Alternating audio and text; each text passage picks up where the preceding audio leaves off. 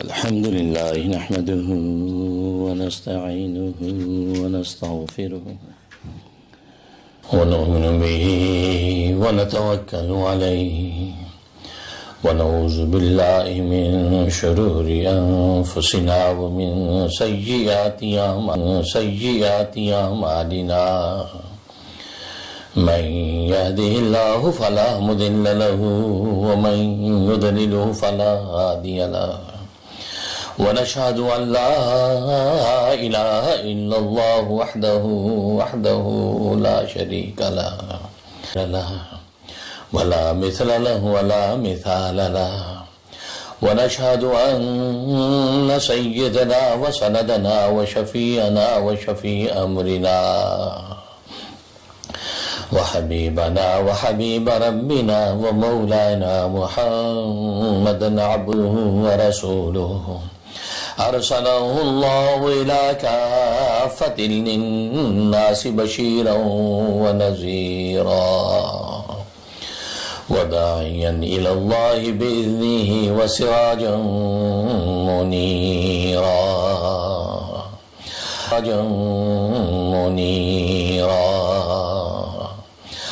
أما بعد فأعوذ بالله من الشيطان الرجيم بسم الله الرحمن الرحيم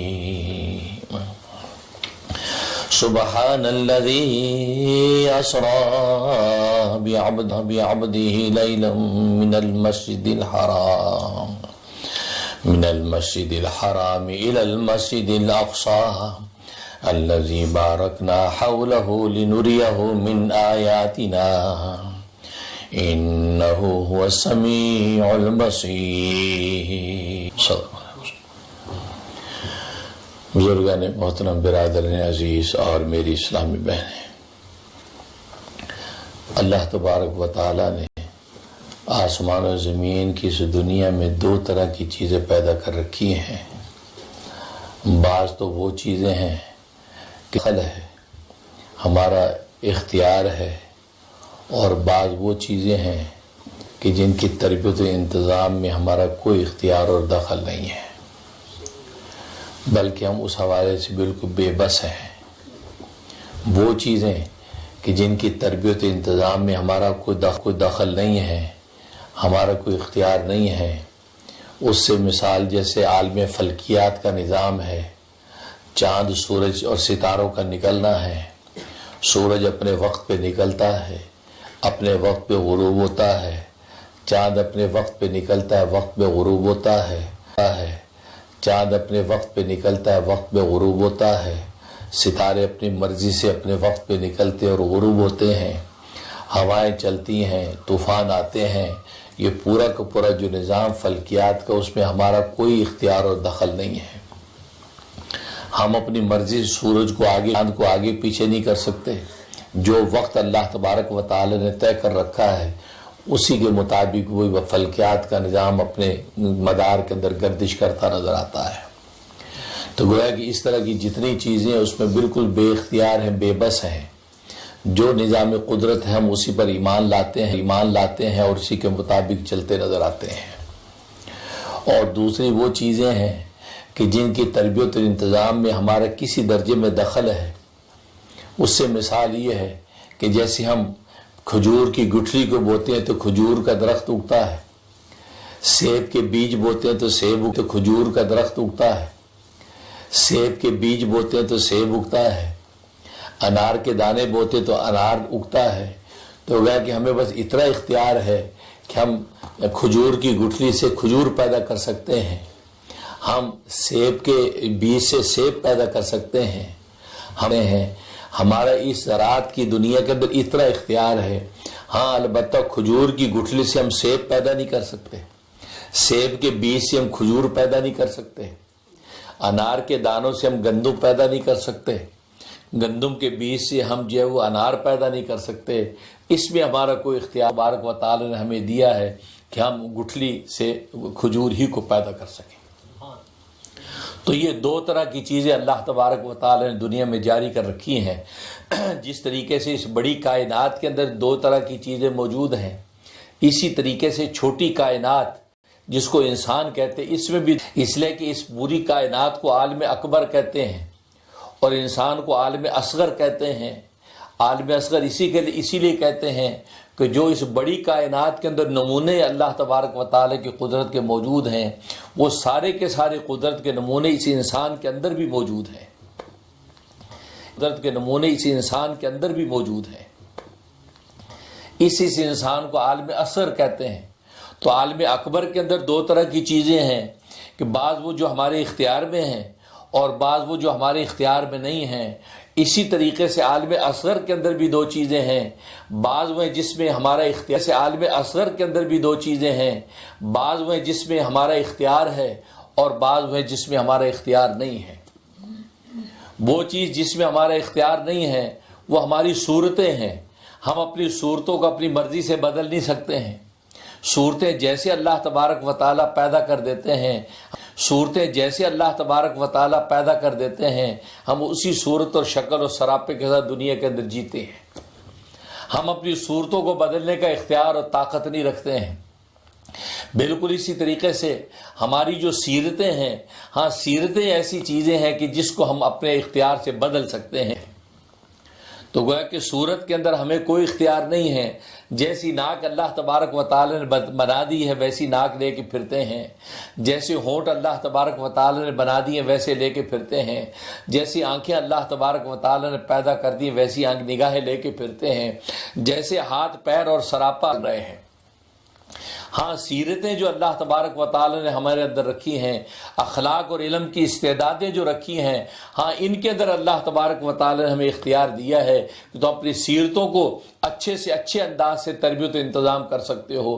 صورتوں کے اندر کوئی انتظام نہیں کر سکتے، کوئی تربیت، لیکن سیرتوں کے اندر تمہیں اختیار دیا ہے، اور چونکہ اختیار ہمیں سیرتوں میں دیا ہے اس لیے اللہ تبارک و تعالی نے فضیلت کا مدار بھی سیرتوں پر رکھا ہے، صورتوں پہ نہیں رکھا ہے۔ لہٰذا ایک شخص اگر خوبصورت بن کے آیا ہے، اچھی صورت لے کے آیا ہے، اس کا مطلب یہ نہیں کہ وہ دوسرے سے افضل ہو جاتا ہے۔ صورت لے کے آیا ہے اس کا مطلب یہ نہیں کہ وہ دوسرے سے افضل ہو جاتا ہے۔ ہاں وہ سیرت اس کے لیے فخر کی بات تو ہے، اس کے لیے شکر کی بات تو ہے، اس کے لیے مسرت کی بات تو ہے، لیکن اس کے لیے فضیلت کی بات نہیں ہے کہ وہ یہ کہے کہ میں خوبصورت ہوں لہذا میں تجھ سے افضل ہوں۔ نہیں، اس لیے کہ صورتیں تو اللہ تبارک و اختیار میں نہیں رکھی ہیں۔ ہر ایک کی صورت اللہ تبارک و تعالی اپنے منشا اور اپنے سانچے کے مطابق پیدا کی ہے۔ چنانچہ بلال حبشی کی صورت دیکھیں، ادھر ابو لہب کی صورت دیکھیں، ابو لہب کتنا خوبصورت، کتنا حسین و جمیل ہے۔ ابو لہب یہ دعویٰ نہیں کر سکتا میں بلال سے افضل ہوں، کیونکہ صورت پر تو فیصلہ ہی نہیں ہے، سیرت میں ہے، سیرت پر فضیلت کا مدار ہے۔ جب بلال کی سیرت دیکھتے ہیں تو وہ ابو لہب پر افضل ہے، لہذا بلال وہ شخص ہے کہ حضور صلی اللہ علیہ وسلم خواب کے اندر دیکھتے ہیں اور فجر میں آ کے خواب سناتے ہیں۔ بخاری شریف کی روایت ہے کہ میں آسمانوں کی سیر کر رہا ہوں اور جنتوں کی سیر کے لیے جا رہا ہوں، تو آگے کسی کے چلنے کی آہٹ آئی، کسی کے جنتوں کی سیر کے لیے جا رہا ہوں تو آگے کسی کے چلنے کی آہٹ آئی، کسی کے چلنے کی مجھے آواز آئی۔ میں نے جبرائیل سے پوچھا میرے آگے کون چلتا نظر آ رہا ہے؟ کہا کہ بلال حبشی کے چلنے کی آہٹ ہے۔ تو صورت دیکھو تو کیسی، سیرت دیکھو تو ایسی کہ آسمان کی جنت اس کی منتظر نظر آتی ہے۔ اور ادھر ابو لہب کی صورت کا عالم کہ ابو لہب یعنی انگارے کا باپ، اس کا چہرہ انگارے کی آگ کی طرح روشن ہوتا تھا، لیکن اس کی سیرت کا عالم یہ ہے کہ تبت یدا ابی لہب و تب، کہ ہلاک ہو گیا ابو لہب، ٹوٹ گیا ابو لہب کے دونوں ہاتھ اور پورا کا پورا ہلاک ہو گیا۔ تو اس کے لیے وہی ہے کیونکہ اس کی سیرت اس قابل نہیں تھی کہ اللہ تبارک و تعالیٰ کا مقبول ہو جاتا۔ تو معلوم ہے کہ انسان کے اندر اللہ تبارک و تعالیٰ نے صورت رکھی اور سیرت رکھی ہے۔ صورت میں ہمیں کوئی اختیار نہیں ہے، ہاں سیرت میں ہمیں اختیار ہے، اس لیے اللہ تبارک و تعالیٰ نے فضیلت کا مدار سیرت بنام کے لیے دو چیزوں کی ضرورت ہے کہ جس چیز کی تربیت کی جاتی ہے وہ دو چیزیں ہیں۔ انسان کی سیرت میں اللہ نے ایک غضب رکھا ہے، غصہ، دوسرا اس کے اندر جو ہے وہ شہوت رکھی ہے، نفسانی خواہش۔ تو غضب اور شہوت یہ دو چیزیں انسان کے وجود کے اندر، سیرت کے اندر ایسی ہیں جن کی تربیت کی جاتی ہے۔ غضب اور غصے کی تربیت کی جاتی ہے، اس کو پورا معتدل کیا جاتا ہے، اس کو افراط و تفریط سے ہٹا کے اعتدال پر رکھا جاتا ہے، یعنی جائز جگہ پر غصہ آئے، ناجائز جگہ پر غصہ نہ آئے، تو گویا کہ غصے کی تربیت کی جاتی ہے۔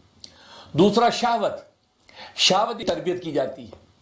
دوسرا شہوت انسان کے اندر اللہ تبارک و تعالی نے 3 طرح کی شہوت رکھی ہیں. ایک شہوت غضبیہ رکھی ہے, شہوت ہوائیہ رکھی ہے, اسی طریقے سے شہوت بطنیہ رکھی ہے, اور شہوت فرجیہ رکھی ہے. یہ شہوت اللہ تبارک و تعالی نے اور شہوت فرجیہ رکھی ہے. یہ شہوت اللہ تبارک و تعالی نے انسان کے اندر رکھی ہے. انسان کے پیٹ کی شہوت ہے, انسان کھانا چاہتا ہے, انسان پینا چاہتا ہے, یہ پیٹ کی خواہش. انسان میں شرمگاہ کی شہوت رکھی ہے, شرمگاہ کی جنسی خواہش پوری کرنا چاہتا ہے. تو گویا کہ شہوت بطنیہ یعنی پیٹ کی شہوت اور شرمگاہ کی شہوت, یہ 2 شہوتوں کی جو تربیت کی جاتی ہے تاکہ یہ حد اعتدال کے اندر رہے, نہ ان کے اندر افراط پیدا ہو, نہ ان کے اندر تفریط پیدا ہو, بلکہ یہ اعتدال کے اندر رہیں گی. تو گویا کہ یہ شہوت انسان کے دنیا میں لذت اور راحت کا ذریعہ بنتی ہیں, اور آخر میں اللہ تبارک و تعالیٰ کے ہاں مغفرت کا ذریعہ بن جاتی ہے. سیرت کی 2 چیزوں پر ہوتی ہے, ایک اس کے غضب کی اور ایک اس کی شہوت کی. اور اللہ تبارک و تعالی نے جتنی عبادتیں نازل کر رکھی ہیں, ان عبادتوں کے ذریعے سے اللہ تبارک و تعالی اصل میں انسان کی انہی سیرت کی 2 چیزوں کی تربیت کرتے ہیں. کہیں نماز ہے, کہیں روزہ ہے, کہیں حج ہے, کہیں اس کے غضب اور انسان کی شہوت کی جو ہے وہ تربیت کرتے ہیں. کیونکہ غضب کی تربیت کس طریقے سے ہوتی ہے؟ غضب کی تربیت ہوتی ہے تواضع کے ذریعے سے. انسان میں جتنی عاجزی پیدا ہو, جتنا عجز پیدا ہو, جتنا انسان کے اندر جو ہے وہ فروتنی پیدا ہوگی, اللہ تبارک و تعالی اتنا اس کے غضب کو توڑتے چلے جاتے ہیں. کیونکہ غضب کی بنیاد 2 چیزیں ہیں, اس کا سبب 2 چیزیں ہیں. ایک کبر ہے اور دوسرا حسد ہے. انسان میں کبر پیدا ہوتا تو غصہ آتا ہے, کیونکہ وہ اپنے آپ کو کسی سے چھوٹا نہیں سمجھنا چاہتا, وہ ہر ایک سے بڑا اپنے آپ کو سمجھتا ہے, لہذا اس کو نہیں سمجھنا چاہتا. وہ ہر ایک سے بڑا اپنے آپ کو سمجھتا ہے, لہذا اس کو تھوڑی سی انسلٹ ہوئی اس کو غصہ آ گیا, غضب آ گیا. تو تکبر کی وجہ سے غضب آتا ہے. اور دوسرا غضب آتا ہے حسد کی وجہ سے, کہ کسی سے اس کو حسد ہے اور وہ محسود وہ کسی چیز میں اس سے آگے نظر آتا ہے, دولت میں. محسود وہ کسی چیز میں اس سے آگے نظر آتا ہے, دولت میں, عزت میں اور حکومت میں. اس کو جب زیادہ دیکھتا ہے تو اس کو حسد پیدا ہوتا ہے, اور حسد کی وجہ سے یہ کوڑنے لگتا ہے, اس میں کینہ اور غصہ پیدا ہو جاتا ہے کہ یار یہ آدمی مجھ سے آگے کیسے نکل گیا. تو کبر اور حسد ان 2 کی وجہ سے اس کے اندر تو کبر اور حسد ان 2 کی وجہ سے اس کے اندر جو ہے غضب پیدا ہوتا ہے. اور اللہ تبارک و تعالیٰ یہ کبر اور حسد ان دونوں کی اصلاح کرتے ہیں تواضع کے ذریعے سے. انسان میں تواضع پیدا ہو, انسان میں عاجزی پیدا ہو. جب انسان اپنے آپ کو عاجز سمجھتا ہے, سب سے کمتر سمجھے گا تو ظاہر ہے تکبر نہیں, کمتر سمجھے گا تو ظاہر ہے تکبر نہیں کرے گا. جب اپنے آپ کو سب سے کمتر سمجھے گا تو ظاہر ہے کسی سے حسد نہیں کرے گا. کوئی اس سے آگے نکلتا تو نکلتا رہے, کہا جی میں تو کسی قابل ہی نہیں, میں تو بالکل سب سے کمتر ہوں, لہذا اس کو نہ کسی سے حسد ہوگا, نہ کسی پر وہ تکبر کرے گا. اسلام سے تکبر کیا کہ بھی آدم سے میں بہتر ہوں. آدم تو مٹی کا بنا ہے, اور مٹی کو فضا میں ڈالو تو پستی میں گرتی ہے, اور میں آگ کا بنا ہوں, مجھے پستی میں ڈالو میں بلندی کی طرف میرے شعلے اٹھتے ہیں. تو بلندی والا پستی والے کے سامنے کیسے سجدہ کر سکتا ہے؟ اور اللہ کے سامنے کہہ دیا انا خیر منہ, میں اس سے بہتر ہوں, اور بہتر ابتر کے سامنے کیسے سجدہ کرے؟ خلقتنی من نار, آپ نے مجھے تو آگ سے پیدا کیا ہے, اور آگ میں نسبت سعودی پائی جاتی ہے, بلندی کی طرف جاتے ہیں اس کے شعلے. اور خلقتہ من طین, اس کو آپ نے مٹی سے پیدا کیا ہے, اور مٹی یہ پستی کی طرف جاتی ہے, اس میں نسبت تصفلی اور نسبت تنزل ہے, اور مٹی یہ پستی کی طرف جاتی ہے, اس میں نسبت تصفلی اور نسبت تنزلی پائی جاتی ہے. مٹی کو اوپر پھینکو نیچے گرتی ہے. تو پستی والے کے سامنے بلندی والا کیسے سجدہ کر سکتا ہے؟ تو اللہ تبارک و تعالیٰ کے سامنے اس نے یہ آرگومنٹ کیا, اور ظاہر اس کا آرگومنٹ خلاف عقل تھا. خلاف عقل اس لیے تھا, اس کا آرگومنٹ خلاف عقل تھا. خلاف عقل اس لیے تھا کہ جب حکم اللہ دے رہے ہیں تو اللہ تو تجھ سے افضل ہے, اللہ تو تجھ سے افضل ہے, تو تجھ سے افضل مفضول کو جب حکم دے رہا ہے تو عقل کا تقاضا بھی ہے کہ مفضول کو افضل کا حکم مان لینا چاہیے.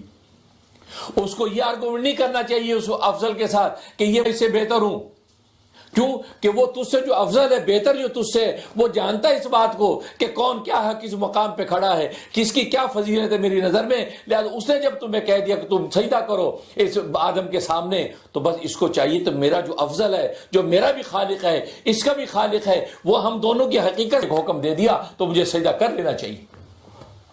تو عقل کا تقاضا بھی یہ تھا کہ وہ سجدہ کر لیتا، لیکن جب اس نے آرگومنٹ کیا تو ظاہر ہے کہ اللہ تبارک و تعالی اس کو راندہ درگاہ کر دیا. تو کبر کا گناہ سب سے پہلے ابلیس کے وجود سے ظاہر ہوا. اور دوسرا حسد کا گناہ، حسد کا گناہ سب سے پہلے قابیل گناہ جنات میں سے ظاہر ہوا، کیونکہ ابلیس جنات میں سے. اور حسد کا گناہ انسانوں میں سے ظاہر ہوا، اور قابیل ظاہر انسان ہے. اور قابیل یہ آدم علیہ السلام کا بیٹا ہے، جس نے اپنے بھائی حابیل کے ساتھ حسد کیا اور کہا کہ نہیں، حابیل کے ساتھ جو لڑکی پیدا ہوئی ہے میں اس سے شادی نہیں کروں گا، میرے ساتھ جو لڑکی پیدا ہوئی میں اس سے شادی کروں گا. تو یہ مسئلہ آپ جانتے ہیں کہ اس وقت صبح اور شام ایک بیٹا ایک بیٹی صبح اور شام پیدا ہوتے تھے.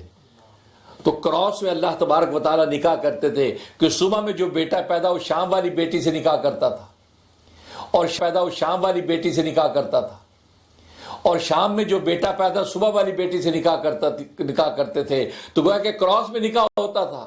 تو قابیل کے ساتھ جو لڑکی پیدا ہوئی تھی وہ حسین و جمیل خوبصورت تھی، اور حابیل کے ساتھ جو پیدا وہ اس قدر حسین و جمیل نہیں تھی.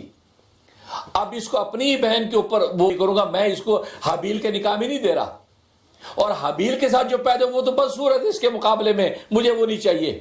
تو حسد کیا اس نے حابیل کے ساتھ کہ حابیل کو اتنی خوبصورت لڑکی مل جائے گی، میری بہن جو اتنی حسین و جمیل یہ حابیل کو ملے گی، نہیں میں نہیں دیتا. لہذا اس کے بعد پورا واقعہ پیش آیا، اور یہاں تک کہ قرآن کریم میں پورا قصہ موجود ہے کہ اس قابیل نے حابیل کو قتل کر دیا.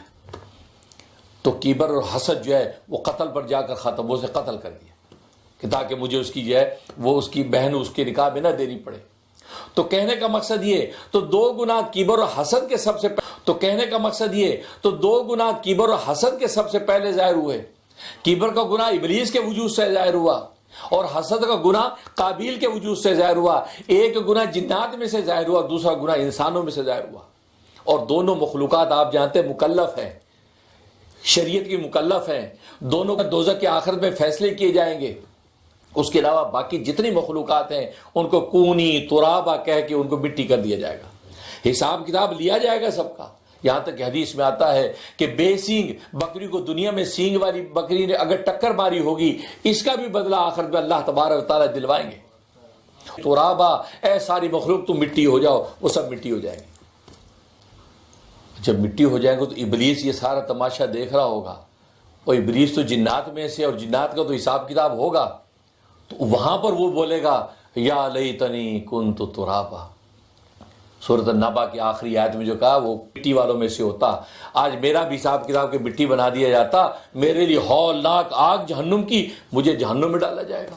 میں نے دنیا میں جو کفر کیا، کفر پھیلایا، شرک کیا، جو میں نے شیطانت دنیا کے اندر کی ہے، اللہ تبارک و تعالیٰ اس ہولناک آگ میں بھی ڈالیں گے. تو تمنا کرے گا کن تو ترابا، ہولناک آگ میں بھی ڈالیں گے تو تمنا کرے گا کن تو ترابا، کاش میں جو ہے وہ مٹی ہوتا. فیقول کافر یا لیتنی کنت ترابا، گویا کہ یہ کافر یعنی شیطان کہے گا کاش میں مٹی ہوتا. اور ایک مطلب یہ ہے کہ وہ تمنا کرے گا میں نے اپنے آگ ہونے پہ فخر کیا تھا کہ انا خیر منہ، تمنا کرے گا میں نے اپنے آگ ہونے پہ فخر کیا تھا کہ انا خیر منہ، میں اس آدم سے بہتر ہوں. خلقتنی من نار، تو نے مجھے آگ سے پیدا کیا، وخلقتہ من طین، تو نے اسے مٹی سے پیدا کیا. آگ والا مٹی والے سے افضل ہے. وہ تکبر جو کیا تھا آج ہی روز معاشر میں سوچے گا کاش میں اس آگ ہونے پہ تھا، آج ہی روز معاشر میں سوچے گا کاش میں اس آگ ہونے پہ تکبر نہ کرتا، میں بھی مٹی کا بنا ہوتا جیسے آدم بنا ہوا ہے. آج مٹی والا دیکھو کیسی فضیلتیں پا گیا، وہ ابو الانبیاء بن گیا اور جنتیں اس کی منتظر نظر آتی ہیں، اور میں نے آگ ہونے پہ فخر کیا، آج میں مارا گیا. وہاں وہ افسوس کرے گا کاش میں بھی مٹی والوں میں ہوتا، وہاں وہ افسوس کرے گا کاش میں بھی مٹی والوں میں ہوتا، میں نے آگ کے اوپر ہے فخر کیا. تو معلوم ہوا کہ تو یہ پہلے دو گناہ کبر اور حسد کی یوں پیدا ہوئے، اور ان دونوں کو توڑنے کے لیے اللہ تبارک، اور ان دونوں سے غضب پیدا ہوتا ہے، اور غضب کو توڑنے کے لیے اللہ تبارک و تعالی تواضع کی جب تکبر حسد دونوں نہیں آتے ہیں تو اس کو غضب بھی نہیں آتا، غصہ نہیں آتا، اور غصہ جو اس کی سیرت کے اندر اس کی تربیت ہو جاتی. اس لیے فرمایا کہ انسان کی سیرت کے اندر تربیت و انتظام کی چیز ایک جو ہے کیا ہے؟ غضب. اور غضب کو اللہ تبارک و تعالی نماز کے ذریعے سے، نماز انسان جو اتنا جھک جاتا اللہ کے آگے، اٹھا ہوا ماتھا اپنے پاؤں کے برابر کر کے سجدے میں گر جاتا ہے. ایسی آج اس لیے حقیقت میں عبادت اور تعبد ہے ہی نماز. اس لیے تعبد عربی میں کہتا ہے تذلل، ذلت اختیار کرنا. عبادت کا معنی ہے ذلت اختیار کرنا، اللہ کے لیے کرنا. عبادت کا معنی ہے ذلت اختیار کرنا اللہ کے لیے، اور یہ ذلت کا عنوان سب سے زیادہ نماز میں ہی ہے اور کسی عبادت میں نہیں ہے. لہذا نماز حقیقی عبادت ہے جس سے یہ تذلل پیدا ہوتا ہے، اور جب یہ تذلل پیدا ہوگا تو اس کے اندر عجز اور تواضع پیدا ہوگی، اور تواضع جب پیدا ہوگی اس کے اندر عجز اور تواضع پیدا ہوگی، اور تواضع جب پیدا ہوگی اس کے اندر غضب اور غصہ پیدا نہیں ہوگا. جب غصہ غضب پیدا نہیں ہوگی تو کبر اور حسد کا سوال ہی پیدا نہیں ہوتا، تو اس کی اصلاح ہو جاتی. اور یہ نماز کی دولت اللہ تبارک و تعالی نے رجب کے مہینے میں عطا فرمائی، کیونکہ رجب شعبان رمضان یہ تین مہینے یہ عباداتی سال کی ریہرسل ہے، عبادتوں کے مہینے ہیں. ان میں اللہ تبارک و تعالی عبادت کا ذوق اہل ایمان میں پیدا کرتے ہیں، اور نماز کی دولت رجب کے مہینے میں اللہ تبارک و تعالی عطا فرمائی، اور وہ شب معراج میں عطا فرمائی. پاک وہ ذات جو لے گئی اسرا بعبدہ اپنے بندے کو لیل رات کے مختصر وقت میں مسجد حرام سے مسجد اقصی تک. یہ اسرا کا ذکر ہے. یہ اسرا کا سفر بیت اللہ سے بیت المقدس تک کے سفر کو اسرا کہتے ہیں. عرش معلی تک کا جو سفر ہے اس کو معراج کہتے ہیں. معراج کے سفر کا ذکر اللہ تبارک و تعالی نے سورۃ نجم میں کیا. سورۃ نجم میں تو معراج کی ذکر نجم میں کر دیا، اور بنی اسرائیل کے اندر اسراء کا ذکر کر دیا. تو گویا کہ یہ وہ طویل ترین اور عجیب غریب جو سفر ہے رسول اللہ صلی اللہ علیہ وسلم نے کیا، اور ایسا معجزہ عہدیت پر رسول اللہ کو بلایا ہے. کیوں بلایا؟ لِنُرِيَهُ مِنْ آیاتنا، تاکہ ہم اپنی عجائب و غرائب اس کو دکھائیں. اور رسول اللہ صلی اللہ علیہ وسلم نے عجائب و غرائب دیکھے. اور آپ جانتے ہیں کہ دنیا کے اندر آج چھوٹے سے صاحب منصب آپ کو عزت سے اپنے گھر بلائے، اور جب وہ آپ کو کوئی تحفہ دے گا تو کوئی عزت سے اپنے گھر بلائے، اور جب وہ آپ کو کوئی تحفہ دے گا تو کوئی خاص تحفہ ہی ہوگا نا، کہ جب مجھے بادشاہ وقت نے بلایا، مجھے صدر نے بلایا اور میری عالیشان دعوت کی اور اپنا محل دکھایا اور پھر مجھے تحفہ دیا، تو آپ خود سمجھ سکتے ہو تحفہ کتنا قیمتی ہوگا. تو بالکل اسی طریقے سے بادشاہوں کے رسول اللہ صلی اللہ علیہ وسلم کو اسراء معراج کا سفر کرا کے اپنے عرش معلی تک بلایا، مقام احدیت تک بلایا. یہاں تک سورۃ نجم میں فرمایا کہ بالکل اتنے قریب تھے دونوں، ایک تیر کمان کا فاصلہ تھا. رسول اللہ صلی اللہ علیہ وسلم اپنے عرب کے سامنے تھے، بندہ خدا بالکل پاس. فأوحا، قرآن نے کہا پھر بندہ خدا کے درمیان کیا باتیں ہوئیں وہ خدا اور اس کا بندہ جانتا ہے، راز و نیاز کی باتیں. اب ایسا سفر کسی نبی کو نہیں ملا، کائنات انسانی میں اس کی نظیر نہیں. سائنس اور ٹیکنالوجی اس کے سامنے بے بس ہے. سائنس تو گئی چاند تک گئی تو چاند تو یہ کھڑا، ٹیکنالوجی اس کے سامنے بے بس ہے. سائنس تو گئی چاند تک گئی تو چاند تو یہ کھڑا. اور رسول اللہ صلی اللہ علیہ وسلم تو مقام احدیت یعنی عرش معلی تک پہنچے ہیں. وہ کتنا طویل ترین سفر ہے. حدیث میں آتے ابو ہریرہ رضی اللہ عنہ کی حدیث ہے کہ زمین سے لے کے آسمان تک کا سفر، پہلے آسمان تک کا سفر 500 سال کی مسافر، 500 سال تک مسافر سفر کرتا رہے پہلے آسمان پہ پہنچتا ہے. پھر پہلے آسمان کی موٹائی 500 سال کی مسافت ہے. پھر پہلے آسمان سے دوسرے آسمان کا سفر 500 سال کی مسافت ہے. دوسرے سے تیسرے آسمان، پھر دوسرے آسمان کی موٹائی 500 سال کی مسافت ہے. پھر دوسرے سے تین ملٹیپل کرتے چلے جائیں، یہاں تک کہ 7ویں آسمان کے بعد وہ سدرۃ المنتہا تک پہنچے ہیں. تو فرمایا کہ سدرۃ المنتہا تک کا سفر جو 500 سال کی مسافت، سدرۃ المنتہا کی موٹائی 500 سال کی مسافت. پھر وہاں سے مقام صریف الاقلام جہاں تقدیر کے قلم لکھ رہے تھے، اور لکھنے کی سرسراہٹ رسول اللہ صلی اللہ علیہ وسلم تقدیر میں خاص سرسراہٹ کی آواز آتی لکھنے میں، رسول اللہ کانوں سے خود سنی. تو مقام صریف الاقلام تک 500 سال کی مسافت، مقام صریف الاقلام کی موٹائی 500 سال کی مسافت، پھر مقام صریف الاقلام سے عرش معلی تک کا سفر 500 سال کی مسافت ہے. اب آپ یہ سب کو ملٹیپلائی کرتے چلے جائیں سب کو ملٹیپلائی کرتے چلے جائیں 500 سال کی مسافت کے ساتھ، کتنا طویل ترین سفر ہے جو رات کے مختصر حصے میں پوری رات صرف نہیں ہوئی. اس لیے قرآن کا لیلن یہ نکرہ فرمایا، نکرہ اشارہ کر دیا کہ رات پوری نہیں لگی، اس پہ رات کا مختصر سا وقت لگا. اتنا مختصر وقت لگا ہے کہ رات کا مختصر سا وقت لگا، اتنا مختصر وقت لگا ہے کہ رسول اللہ صلی اللہ علیہ وسلم جب مکہ میں واپس آئے اپنے بستر پر لیٹے ہیں تو بستر پر لیٹنے کی حرارت موجود تھی. جس بستر سے اٹھ کے گئے تھے تو لیٹنے کی حرارت ہوتی سونے والے کی، وہ حرارت موجود تھی. بیت المقدس میں جب اترے ہیں بیت المقدس کے اندر حرارت موجود تھی. بیت المقدس میں جب اترے ہیں بیت المقدس کے دروازے کی جو کنڈی بند کی تھی تو کنڈی جو ہل رہی تھی، واپس آئے تو کنڈی ابھی ہل رہی تھی. اس کو کہتا ہے خدا کی قدرت. اس لیے قرآن نے اس کو بیان بھی سبحان کے عنوان، سبحان اللہ، پاک ہے وہ ذات، اس کے بعد طاقتیں ہی طاقتیں ہیں. پاک ہے وہ ذات، اس کے بعد طاقتیں ہی طاقتیں ہیں، قدرتیں ہی قدرتیں ہیں. ساری دنیا کی طاقتیں اس کے سامنے بے بس ہیں. وہ اتنا پاک ہے، کوئی اس میں نقص نہیں ہے، کوئی اس میں کمزوری نہیں ہے، کوئی اس میں عیب نہیں ہے. اتنی طاقت والی ذات. یہ پہلی کہلوا کے اشارہ کر دیا کہ آگے جو واقعہ بیان کرنے لگا ہوں اس میں کوئی شک و شبہ نہیں کرنا. یہ سوچنا کہ وہ ذات اتنی طاقت والی ہے، اس کے ہاتھ میں تو معمولی بات وہ کر سکتا ہے. اس نے سبحان سے شروع کیا، سبحان الذی اسریٰ بعبدہ. اب دیکھو کتنا عظیم الشان سفر ہے. وہاں پہ تحفہ دیا اللہ نے، وہ تحفہ عظیم الشان ہوگا نا، وہ نماز کا تحفہ ملا. حضرت موسیٰ علیہ السلام نے پوچھا کتنی نمازیں ملی؟ 50. اوہ یہ تو بہت زیادہ ہے. میری امت کو تو 3 نمازیں ملی تھیں، وہ پوری نہیں کی، اور آپ کی امت تو میری امت سے بڑی کمزور ہے، آپ واپس جائیے، تخفیف کروائیے. اور 9 دفعہ حاضری کی آپ نے. 9 میں 9 5 45 45 نمازیں معاف ہوئی، 5 رہ گئی. حضرت موسیٰ نے کہا کہ یہ بھی زیادہ ہیں، یہ بھی زیادہ، آپ جائیے، میری امت نے 3 پوری نہیں کی، 5 بھی زیادہ ہیں. آپ کہتے ہیں یار ٹھیک ہی کہتے تھے. آج بہت سے من چلے کہتے ہیں ہاں یار 5 واقعی زیادہ، صبح سے ٹھیک کہہ رہے تھے. نہیں ظالموں، واقعی زیادہ، صبح سے ٹھیک کہہ رہے تھے. نہیں ظالموں، یہ نہ دیکھو، یہ دیکھو کہ 50 تھی بھائی. اگر 50 ہوتی تو پھر آپ کس کام کے رہتے؟ نہ دکان چلتی، نہ مکان چلتا، نہ زراعت چلتی، نہ ٹیکسی چلتی، نہ اوپر چلتی، کچھ بھی نہیں ہو رہا. 50 نمازیں دن رات پڑھتے رہتے. اور حقیقت یہی ہے کہ ہم پیدا نہیں تاکہ ہمیں اللہ تبارک و تعالیٰ یہ بتا دے کہ تمہیں اصل میں نماز کے لیے پیدا کیا ہے.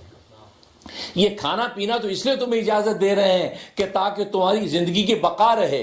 دکان تو اس لیے کھولنے کی دے رہے ہیں کہ دکان کھولیں گے تو روٹی کمائیں گے، تو پیٹ بھرے گا تو نماز پڑھیں گے. یہ اس لیے، یہ وسائل ہیں، یہ حقائق نہیں ہیں، حقیقت ہیں، یہ حقائق نہیں ہیں. حقیقت تمہاری زندگی کی نماز ہے. کیونکہ سوال یہ پیدا ہوتا ہے کہ 50 نمازیں جب فرض کرنی نہیں تھی تو نازل کیوں کر دی تھی؟ اصل اس میں یہ راز تھا، اللہ ہمیں یہ بتانا چاہتے تھے کہ اے بندے، اصل میں تو پیدا نماز کے لیے ہوا ہے. وَمَا خَلَقْتُ الْجِنَّ وَالْإِنسَ إِلَّا لِيَعْبُدُونَ، کہ میں نے الجن والانس الا لیعبدون، کہ میں نے جنوں اور انسانوں کی تخلیق محض اپنی عبادت ہی کے لیے کی ہے. لہذا یاد رکھ، کبھی نماز پڑھنے میں وسوسہ سستی آئے تو سوچ تو مجھے تو پیدا ہی نماز پڑھنے کے لیے کیا گیا ہے، تو میں نماز کیوں نہ پڑھوں بھائی؟ لہذا میں تو پوری نماز پڑھوں گا، عشاء کی تو پوری 17 رکعتیں پڑھوں گا، کیونکہ مجھے تو پیدے نماز کے لیے کر کے اشارہ کیا ہم نماز کے لیے پیدا ہوئے ہیں. جو یہ شخص کیا کہ 5 بہت زیادہ ہے، اس کو پتہ ہی نہیں کہ اس کو کہو تو پیدے نماز کے لیے ہوا. بھائی تو پی ایچ ڈی ڈاکٹر بننے کے لیے پیدا نہیں ہوا، تم جو ہے وہ میڈیکل ڈاکٹر بننے کے لیے پیدا نہیں ہوا، تم جو ہے وہ دکانیں چلانے کے لیے پیدا نہیں ہوا، تو بزنس بنانے کے لیے پیدا نہیں ہوا. یہ تو اللہ نے پیٹ کہاں سے بھرے گا اور تن کا کپڑا کہاں سے آئے گا، اسی اللہ نے تمہیں اجازت دے دی ہے. اور یہی وجہ ہے کہ جس کو اللہ تبارک و تعالیٰ غیب سے یہ رزق کے خزانے دے دے، اس کو کوئی روزی کمانے کی اجازت بھی نہیں ہے. دیکھو بنی اسرائیل پر من و سلوہ آسمان سے آ رہے تھے نا، جنت کے کھانے آ رہے ہیں، جنت کے پینے آ رہے ہیں، یہاں تک کہ لباس پہننا تھا وہ میلا نہیں ہوتا تھا، نہ میلا ہوتا تھا نہ پھٹتا تھا. اور چھوٹے بچوں کو جو پہنایا جاتا تھا ان کی عمر کے ساتھ ساتھ بڑا ہوتا رہتا تھا، تاکہ کیونکہ کپڑے کہاں سے آئیں گے، اللہ نے انہی کپڑوں کے اندر وہی چیز پیدا کر دی، بالکل نئے دھلے جلے کپڑے. کبھی کپڑے کی ضرورت پیش آئی، من و سلوہ صبح شام کھا رہے کپڑے، کبھی کپڑے کی ضرورت پیش آئی، من و سلوہ صبح شام کھا رہے ہیں، تو ان کو کہتے تم بس ہماری عبادت کرتے رہو. ان ظالموں نے کیا کہا، نہیں جی نہیں، ہمیں تو اس پہ یا موسیٰ لن نصبر علی طعام واحد، اے موسیٰ ایک ہی طرح کا کھانا کھا کے اکتا گئے ہیں، ہر وقت جنت. اے موسیٰ ایک ہی طرح کا کھانا کھا کے اکتا گئے ہیں. ہر وقت جنت کا کھانا, ہر وقت تیتر بٹیر, ہر وقت آئس کریم اور من و سلوا. بس یہ ہمیں کیا کرنا ہے؟ ہمیں تو وہ چیزیں چاہیے جو زمین اگاتی ہے. ہمیں ککڑیاں چاہیے, ہمیں ساگ چاہیے, لہسن پیاز چاہیے, ہمیں تو مسور کی دال چاہیے. تو یہ مطالبہ کیا نا, اس مطالبے پہ اللہ خوش ہوا یا ناراض ہوا؟ اللہ کو خوش ہونا چاہیے تھا کہ خود اپنے ہاتھ سے کرنا چاہ رہے ہیں. خوش ہونا چاہیے تھا نا. اللہ ناراض ہو گیا. وباء بغضب من اللہ, اللہ کو ایسا غضب میں گرفتار, غصہ آ گیا. اللہ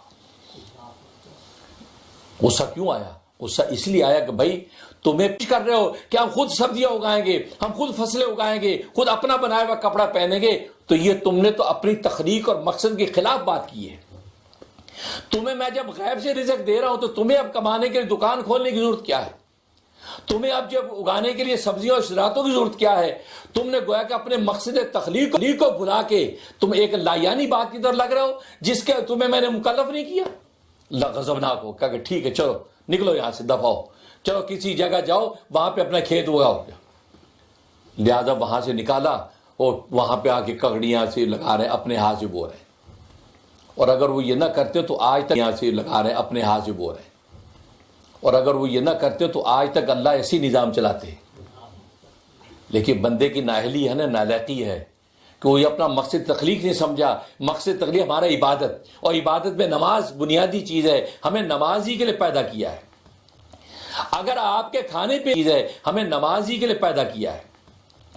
اگر آپ کے کھانے پینے کے انتظامات ہیں, اس لیے علماء نے لکھا ہے کہ اگر آپ کے کھانے پینے کے انتظامات غیب سے اللہ پورے کر رہے ہیں تو پھر آپ کو کسب معاش کی اجازت نہیں ہے. آپ بس غیب کے خزانوں سے فائدہ اٹھائیں اور خدا کی عبادت میں لگیں, کیونکہ تمہیں پیدا عبادت کے لیے کیا گیا. آگے عبادت میں لگیں کیونکہ تمہیں پیدا عبادت کے لیے کیا گیا. اب غیب کے خزانوں کو ٹھوکر مار کے آپ اپنی دکان کھول کے بیٹھنے کی خواہشیں کریں تو اس کا مطلب آپ نے اپنا مقصد فوت کر دیا. تو اللہ اسی طرح غضبناک ہو جاتے ہیں کہ جیسے بنی اسرائیل پر ہوئے. تو بہرحال تو نماز کی عبادت تحفے میں ملی, اور نماز کی عبادت تحفے میں ملی. اور نماز کی عبادت سے کیا چیز پیدا ہوتی ہے؟ عاجزی, عجز, فنائیت, اپنے آپ کو جھکنا, اللہ کے آگے ہاتھ باندھنا, اس کے رکوع میں جھکنا, سجدے میں گرنا. عاجزی پیدا ہوتی ہے. جب عجز و فنائیت پیدا ہوتی ہے تو کیا ٹوٹتا ہے؟ تکبر ٹوٹتا ہے. تکبر ٹوٹتا ہے, حسد نہیں ہوگا, غضب اس کا ختم ہوگا, غصہ نہیں آئے گا. ایون نماز کی حالت کو ایسا بنا دیا, نماز کی حالت میں اگر غصہ آ گیا تو اس کو برداشت کرنے کا حکم ہے, اس کو برداشت کرو تحمل سے. اب ساتھ ایک آدمی اس کی کونی لگ گئی, اب اس کا غصہ آ گیا, کچھ نہیں کر سکتے. نماز میں گالی دے گا, ڈانٹے گا, برا کرے گا, کیا ہوگا؟ نماز ختم. کہا کہ غصہ آیا, ساتھ گھٹنا مار دیا, برداشت. اب دیکھو نماز آپ کو برداشت سکھا رہی ہے, تو کیونکہ غضب جب ختم ہوتا ہے تو تحمل کی نعمت عطا ہوتی ہے. اور تحمل اور برداشت یہ نبیوں کا شیبہ ہے, کیونکہ نبیوں کو بھی بکریاں چروائی جاتی ہیں. بکریاں چروا کے اللہ تبارک و تعالیٰ کرتے ہیں کہ ایک نادان سا جانور ہے, اس کو چراؤ. جب وہ چراتا ہے نادان جانور ادھر بھاگتا ہے, ادھر بھاگتا ہے, وہ بیچاری ادھر سے سمیٹو, ادھر سے سمیٹو. نتیجہ کیا ہوتا ہے؟ ہلکار پریشان ہو جاتا. جیسے موسیٰ علیہ السلام ایک بکری کے پیچھے بھاگے, وہ ریوڑ سے نکل گئی تھی, بھاگ رہے, وہ آ گیا کہ پیچھے بھاگ رہے, وہ آ گیا کہ پیچھے, یہاں تک کہ وہ بھی ہلکان ہو گئی, زخمی ہو گئی, اس کے چوٹیں لگی, آپ بھی پیچھے, یہاں تک ایک جگہ تھک ہار کے وہ رکی, یہ بھی تھک ہار کے اس کے پیچھے رکے. اب اس کو دیکھا تو زخمی ہوئی پڑی ہو, تو اس کی جگہ جگہ زخم, کہیں کانٹے, کہیں پتھر. تو اس کو مارا نہیں اس کو کہ تو کہاں بھاگی, مجھے پکڑ. اس کے زخم, اس کی معصومیت دیکھ کر رونے لگے, سینے سے اس کا گرد جھاڑا اور کہا کہ کیسی نادان ہے تو نے اپنے آپ کو بھی ہلکان کیا, اپنے آپ کو بھی زخمی کیا, ایسا نہ کیا کر. یہ رقت قلبی یہ تو چاہیے تھے کہ نبی اس طرح تیری امت کے اندر بھی نادان لوگ آئیں گے, تجھے ایذا دیں گے, تکلیف دیں گے, پتھر بھی ماریں گے, گالی گلوچ بھی کریں گے, لیکن تیرا دل ان کے لیے مہربان ہو اور تو سجدوں میں گر کے ان کی ہدایت مانگ گے. لیکن تیرا دل ان کے لیے مہربان ہو اور تو سجدوں میں گر کے ان کی ہدایت مانگ. یہ نبیوں کی تربیت. تو غضب جو غصہ توڑا جاتا ہے, کیونکہ سب سے بڑا سیرت کے اندر سب سے بڑا انسان کے لیے نقصان دہ چیز غضب ہے, غصہ, بے جا غصہ. اور غصے سے تکبر حسد پیدا ہوتا ہے، اس غصے میں قتل بھی کرتا ہے، وہ اس میں کیا کچھ کر ڈالتا ہے، لہذا غضب۔ اور دوسرا شہوت۔ تو دیکھو رجب کے مہینے میں ایک رات اللہ تبارک و تعالی ایسی رکھی ہے جس کی وجہ سے رجب کے مہینے کو اللہ تبارک و تعالی فضیلت عطا فرمائی، اور وہ رات کیا ہے؟ شب معراج، لیلۃ المعراج۔ اس فضیلت کہ خود حدیث میں فرمایا کہ رجب شہر اللہ، رجب اللہ کا مہینہ ہے، وہ شعبان شہری، شعبان میرا مہینہ ہے، وہ رمضان شہر امتی، اور رمضان میری امت کا مہینہ ہے۔ تو اللہ نے اپنا مہینہ کہا رجب کے مہینے کو، اور نبی بھی دعا کرتے کیا؟ اللہم بارک لنا فی رجب و شعبان، مہینے برکت نازل کر دیجئے۔ یہ کسی اور مہینے کے لیے دعا کی؟ اس کا مطلب ان مہینوں میں کوئی خاص بات ہے، اور خاص بات وہی ہے ان مہینے میں ایک رات ہے، یعنی 27 رجب کی رات، یہ لیلۃ المعراج ہے، یہ اس کی وجہ سے اللہ نے اس پورے مہینے کو فضیلت دی۔ اس کے بعد شعبان، فرمایا میرا مہینہ ہے، شعبان فرمایا میرا مہینہ ہے، اس کے اندر بھی فضل ایک رات کی وجہ سے، اور وہ شب برات جس کو لیلۃ البرات کہتے ہیں، اس ایک رات کی وجہ سے اللہ نے شعبان کے مہینے کو فضیلت دی، اس کو اپنے نبی اور محبوب کا مہینہ بنا دیا۔ آج لوگ نادانیاں کرتے ہیں، اور جی معراج کچھ نہیں ہوتی، کوئی رات بات نہیں ہے، اور شبراج شبروت، اور جی معراج کچھ نہیں ہوتی، کوئی رات بات نہیں ہے، اور شبراج شبروت کچھ نہیں ہے، اور جی بدعت ہے بدعت۔ کوئی بات نہیں، آپ ہمیں بدعت کی حدیث دکھا دیں۔ ایسے جو زیادہ دعوے، آپ چھوٹی سی بات کہ جی ہمیں بدعت کی حدیث دکھا دیں، نبی نے فرمایا شب معراج بدعت، شب برات بدعت، یا خلفاء راشدین نے کہہ دیا شب معراج شب برات بدعت، یا خلفاء راشدین نے کہہ دیا شب معراج بدعت اور شب برات بدعت۔ بتا دو، ہم تو قرآن میں راتوں کا ذکر بتا رہے ہیں، سبحان الذی اسری بعبدہ لیلا، یہ کون سی رات ہے؟ شب معراج اسرا کی تو رات ہے، ٹھیک ہے نا؟ اور شبرام قتادہ جیسا مفسر فرماتے ہیں شب رات تو ہے برکت والی رات، کیونکہ برکت شعبان میں اللہ نے کہ نبی نے برکت ہی تو مانگی، اللہم بارک لنا فی رجب و شعبان، شعبان کے مہینے میں برکت نازل فرما، اللہ نے نازل فرما دی، اور ایک رات برکت والی دے دی، اس کو قرآن نے لیلۃ مبارکہ کہا، برکت والی رات۔ دشمن اسلام کی سازشوں کا آپ شکار ہیں، آپ کے دل کے اندر وہ شرع صدر اسلام پیدا نہیں ہوا، اس لیے کبھی شبرات کا انکار کرتے ہیں، کبھی معراج کا انکار کرتے ہیں، جبکہ قرآن کے اندر نصوص قطعیہ میں راتوں کا ذکر موجود۔ ویسے کہنے کو تو یہ سے میڈیا اسکالر منہ پھاڑ پھاڑ کے بولتے ہیں اجی قرآن میں کہا ہے، قرآن میں تو کہیں نہیں ہے۔ اسکالر منہ پھاڑ پھاڑ کے بولتے ہیں اجی قرآن میں کہا ہے، قرآن میں تو کہیں نہیں ہے، اور جس کا قرآن میں ہے وہ سمجھ نہیں آتا۔ اور جو قرآن میں تو معراج کی رات کا ذکر ہے، شب رات کی رات کا ذکر قرآن میں موجود ہے، نہیں وہ اصل پتہ نہیں کہ کون سی رات ہے، پتہ نہیں تو پتہ لگاؤ نا، پھر آپ کس بات کے اسکالر ہیں؟ کون سی رات ہے پتہ نہیں تو پتہ لگاؤ نا، پھر آپ کس بات کے اسکالر ہیں؟ کس بات کے اسکالر؟ آپ پتہ لگاؤ کہ کون سی رات ہے، محنت کرو نا پھر۔ نہیں جی وہ 4-5 راتیں ہیں تو 4-5 راتوں میں جاگو۔ پھر اگر پتہ نہ ہو تو انسان کیا کرتا ہے؟ اب دیکھو لیلۃ القدر آپ کو پتہ کون سی رات ہے؟ نہیں پتہ نا۔ دیکھو لیلۃ القدر آپ کو پتہ کون سی رات ہے؟ نہیں پتہ نا۔ آپ ہر رات میں جاگتے ہیں نا، کیا پتہ یہ ہو، کیا پتہ یہ ہو، کیا ساری 9 راتوں میں جاگ رہے نا آپ، اسی چکر میں جاگ رہے کہ پتہ نہیں ان میں سے کوئی ایک ہے۔ تو اگر آپ معراج کے بارے میں کہتے ہیں نہیں جی وہ پتہ نہیں 4-5-6 قول ہے، پتہ نہیں یہ رات ہے، بارے میں کہتے ہیں نہیں جی وہ پتہ نہیں 4-5-6 قول ہے، پتہ نہیں یہ رات ہے، پتہ نہیں وہ، آپ پھر ساری راتوں میں جاگے نا۔ یہ کامن سینس بات کہہ رہا ہوں کہ نہیں؟ سینسیبل بات ہے نا۔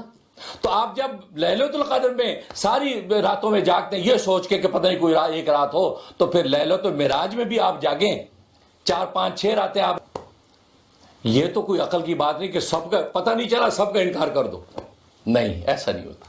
اور جبکہ میں نے بتایا مشہور قول یہی ہے کہ 27 رجب کی رات یہ لیلۃ المعراج ہے۔ جب محققین نے مشہور ایک قول بیان کر دیا بس اس پہ عمل کریں آپ، لیکن پوری امت کو بھٹکائیں اس رات کی فضیلت سے۔ آج ہماری اسلامی اسکالر جو ہے میڈیا اسکالر کہلانے والی اس کا شکار ہو گئے۔ خیر یہ کہ لمبی بحث۔ تو خیر تو شعبان میں ایک رات موجود، تو شعبان میں اللہ تبارک و تعالی نصف شعبان، نبی نے فرمایا کہ 15 شعبان کا روزہ بڑا فضیلت والا روزہ ہے، یہ روزہ رکھو، یہ روزہ بڑا ایک ہو۔ نماز رجب میں ملی، اس سے کیا ٹوٹا؟ غضب ٹوٹا، اور روزے کا اشارہ کر دیا شعبان کے اندر 15 شعبان کا روزہ رکھو، روزے سے کیا ٹوٹی؟ شہوت ٹوٹی، کیونکہ شہوت روزے سے ٹوٹتی ہے۔ پیٹ کی شہوت، شرمگاہ کی شہوت، کیونکہ روزے میں انسان کھاتا نہیں ہے، پیتا نہیں ہے، خواہشات سے دور رہتا ہے تو شہوت ٹوٹی، پیتا نہیں ہے، خواہشات سے دور رہتا ہے تو شہوت ٹوٹی۔ تو ان 2 مہینوں میں یہ سیرت کے اندر جو 2 خرابیاں تھیں، غضب ٹوٹا، ادھر شہوت ٹوٹی۔ جب یہ 2 چیزیں ٹوٹی، اب رمضان کا جب مہینہ آیا، آپ کی سیرت بالکل پاک شفاف ہو گئی۔ اب اللہ کے اس مہینے میں جو آپ کو اللہ نے آپ کا مہینہ بنایا، رمضان میں جیسے داخل مہینہ بنایا، رمضان میں جیسے داخل ہوئے، اللہ نے اپنی رحمت کا آپ کو اوپر چھڑک دی۔ اس لیے پہلا اشرہ بنا دیا رحمت کا۔ اور اگر ابھی شہوت وہ ٹوٹی نہیں ہے، 10 دن روزے رکھنے کے بعد آپ کا ٹوٹی شہوت اور آپ کا غضب ٹوٹا، تو دوسرے اشرے میں جا کے آپ کی بخشش کر دی۔ کیونکہ رمضان میں 20 رکعت پڑھتے ہیں نا، دن رات میں 20 رکعت، 2 فجر کی، 4 ظہر کی، 4 عصر کی، 3 مغرب کی، 4 عشاء کی، 3 وتر، 20 بنی نا 20۔ اللہ تبارک و تعالی رمضان میں اس کو ڈبل کر دیتے ہیں، 20 تراویح بھی دے دی، تو 20 اور 40 بن گئی۔ اور 40 کا عدد ایسا ہے، انسان 40 بن گئی، اور 40 کا عدد ایسا ہے، انسان 40 رکعت جب پڑھ لیتا ہے تو اللہ تبارک و تعالی اس کے اندر کی سیرت کو پاک کر دیتے ہیں۔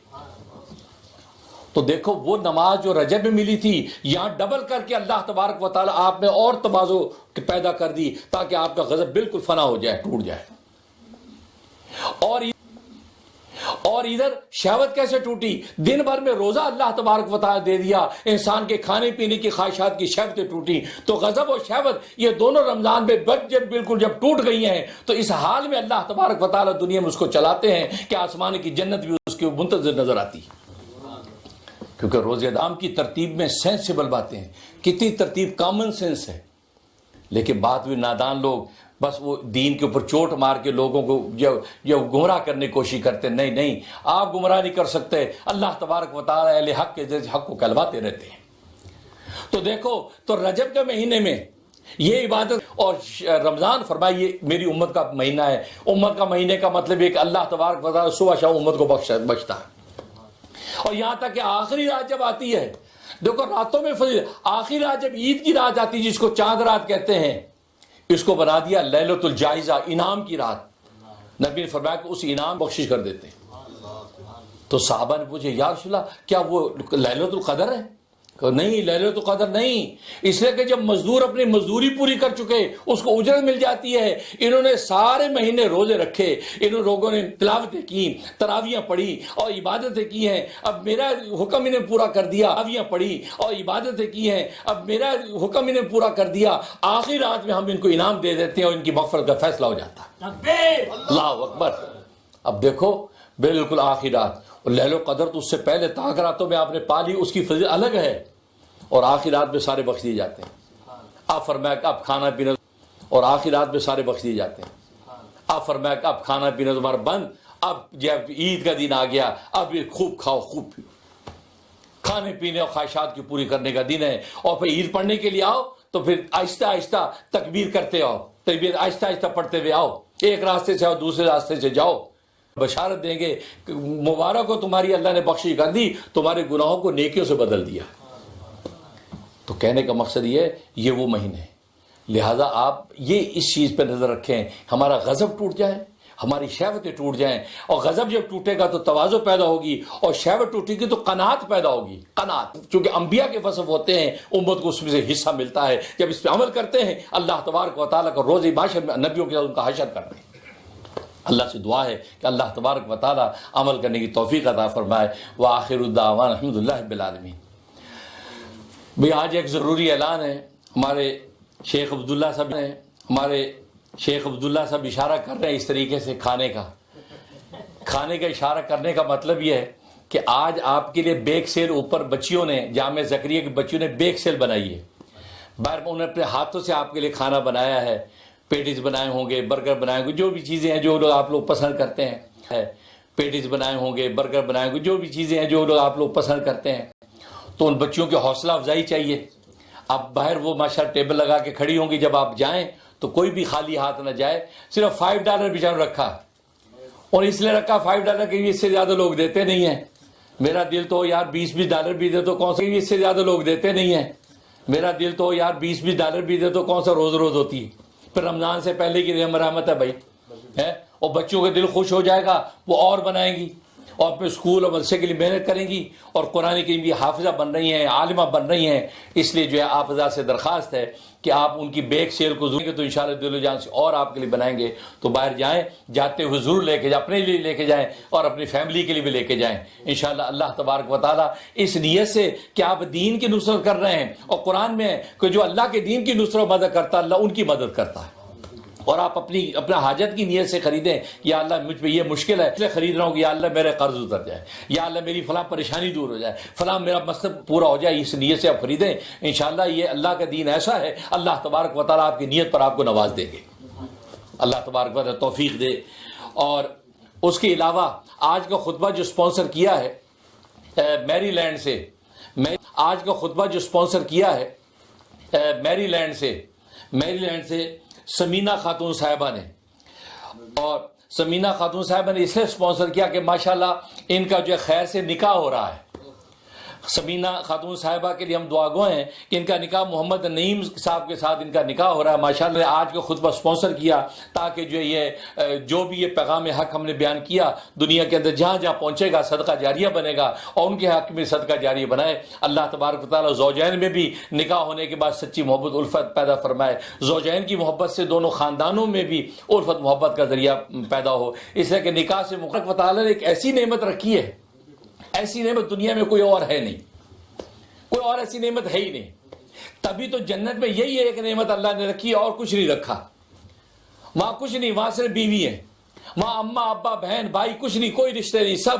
لیکن جنتوں میں 70 جو ہے وہ بیویاں ہی رکھی اللہ نے اتاری ہے. ایسی نعمت دنیا میں کہیں نہیں ہے. کیونکہ بیوی سے جو آپ کا ایک رشتہ، خاص رشتہ جو آپ کا بیوی سے قائم ہوتا ہے، وہ رشتہ دنیا کی کسی بھی رشتے سے آپ قائم نہیں کر سکتے. کر سکتے ہیں؟ نہیں. بیوی کا جو بینیفٹ جو آپ حاصل کرتے ہیں، آپ سمجھ رہے ہیں وہ بینیفٹ دنیا میں کسی رشتے سے، آپ سمجھ رہے ہیں وہ بینیفٹ دنیا میں کسی رشتے سے نہیں ملتا. نہ بہن سے، نہ بھائی سے، نہ ماں سے، نہ پھوپھی سے، نہ خالہ سے، نہ دادی سے، اس بیوی سے ملتا ہے. لہذا اسی بینیفٹ ہی کو فوکس کریں. آج شوہر وہ اس لیے گھروں میں پھٹے کرتے ہیں، اجی تو نے روٹی کیوں نہیں بنائی میرے لیے، تو نے میرے بستر کیوں نہیں بچھایا، تو نے گھر صاف کیوں نہیں، جی تو نے روٹی کیوں نہیں بنائی میرے لیے، تو نے میرے بستر کیوں نہیں بچھایا، تو نے گھر صاف کیوں نہیں کیا. تو نہیں، وہ اس کا کام ہی نہیں ہے، وہ آپ کا کام ہے. آپ باسی رکھیں، گھر صاف کرائیں، آپ کھانا بنانے کے لیے خانسامہ رکھیں. شریعت میں اس کا کام کھانا پکانا نہیں ہے، اس کی مہربانی ہے کہ آپ کے کہنے پہ کھانا بنا دیتی ہے. لیکن لوگ اس کی مہربانی ہے کہ آپ کے کہنے پہ کھانا بنا دیتی ہے. لیکن لوگ کیا کرتے ہیں، لوگ بیوی کا معیار اسی پر، یہ کھانا نہیں بناتی، سوتی رہتی ہے، جاگتی نہیں ہے، وقت پہ جھاڑو نہیں دیتی. نہیں، یہ اس کا کام نہیں ہے. آپ اللہ کی شریعت کا پتہ کریں پہلے. اس کا کام صرف ایک ہے، وہ ریلیشن، وہ ایک خاص ریلیشن پلش کریں، وہ شاندار آپ کا ریلیشن ہو. گھر میں ملکہ بن کے، شہزادی بن کے بیٹھی رہے، آپ وہ ریلیشن اپنے شوق سے پورا کریں، اور آپ کا علم اور تقوی انتہا کو پہنچے، تقوی والی زندگی آپ کی ہو، آپ کی نگاہ کہیں نہ بھٹکے. یہ وہ نعمت ہے. یہ لوگ کیا کرتے ہیں، وہ اصل فوکس چھوڑ کے باقی چیزوں پہ ساری بحث کیوں بولی، میری اماں کا ادب کیوں نہیں کیا، ابا آئے تھے کھڑے کیوں نہیں. بھئی یہ تو الگ مینر ہے، اس کا اس سے تعلق نہیں ہے. چلو یہ نکاح کی وجہ سے کچھ آپ کو اصلاح کا موقع مل گیا، دنیا بھر لوگ بھی سن رہے ہوں گے کہ میں تو روز پبلک ڈیلنگ کرتا ہوں. یہ اتنا پیارا رشتہ جس میں وہ خاص ریلیشن اللہ نے دیا ہے، وہ تو ایسا مزے کا ریلیشن ہے. جنت میں وہ خاص ریلیشن اللہ نے دیا ہے، وہ تو ایسا مزے کا ریلیشن ہے. جنتوں میں اللہ وہی ریلیشن رہے گا اور ہے ہی کوئی نہیں. نہ اماں ابا، نہ اماں نہ ابا ہے. اماں ابا سارے ہم عمر ہو کے اپنی بھی جنتوں میں کچھ بھی نہیں ہے. آج ماؤں کے چکر میں اپنی بیویوں سے وہ بینیفٹ خراب کر لیتے ہیں. اس بیوی کا نہ حسن نظر آتا ہے، نہ اس کے رہنمائی اور بینیفٹ خراب کر لیتے ہیں. اس بیوی کا نہ حسن نظر آتا ہے، نہ اس کے رہنمائی اور دلکشی نظر آتی ہے. آج بات تو نے اماں کو بھی کہہ دیا میں تجھ سے ناراض، بستر الگ، نکل جاؤ. پھر کیا کرتا ہے، باہر نکلے امریکہ یورپ میں بدگمانی نہیں کرتا، پھر باہر نکل کے ادھر سے منہ مارتا ہے. وہ بیوی گھر میں 6 مہینے ادھر سے منہ مارتا ہے. وہ بیوی گھر میں 6 مہینے سڑ رہی ہے کہ یہ میرے پاس ہی نہیں آتا، کیونکہ اس نالائق کو باہر سے مل رہا ہے نا یہ گندے ماحول میں. اسے میرے دوستوں بزرگوں، اس رشتے کو پہچان لو. اس سے زیادہ پاکیزہ عمدہ رشتہ دنیا میں ہے ہی نہیں. جو اس کے پاس ہے وہ دنیا میں کسی کے پاس نہیں ہے، اس لیے اس کو اس میں ہے ہی نہیں. جو اس کے پاس ہے وہ دنیا میں کسی کے پاس نہیں ہے، اس لیے اس کو اسٹیبلش کرو. اس میں جو محبت و الفت ہے وہی اصل ہے. باقی باقی ادب، مینر، تمیز، تعظیم وہ تو ہر ایک کو ہونی چاہیے، لڑکیوں کو بھی ہونی چاہیے، بڑوں کو بھی ہونی چاہیے، وہ شفقت محبت سے آپ گزاریں، لیکن آپ ان خارجی چیزوں کی وجہ سے عمل کرنے کی توفیق دے۔ اور سمینہ اور نعیم کا نکاح ہو رہا ہے، ہم دل سے دعا کرتے ہیں اللہ تبارک و تعالیٰ جو ہے ان کو خوشیاں عطا فرمائے، اور جن کے نکاح ہو چکے ہیں ان کو بھی اللہ تبارک و تعالیٰ خوش کرے، اور جو آپس میں اس ناچاکیوں کا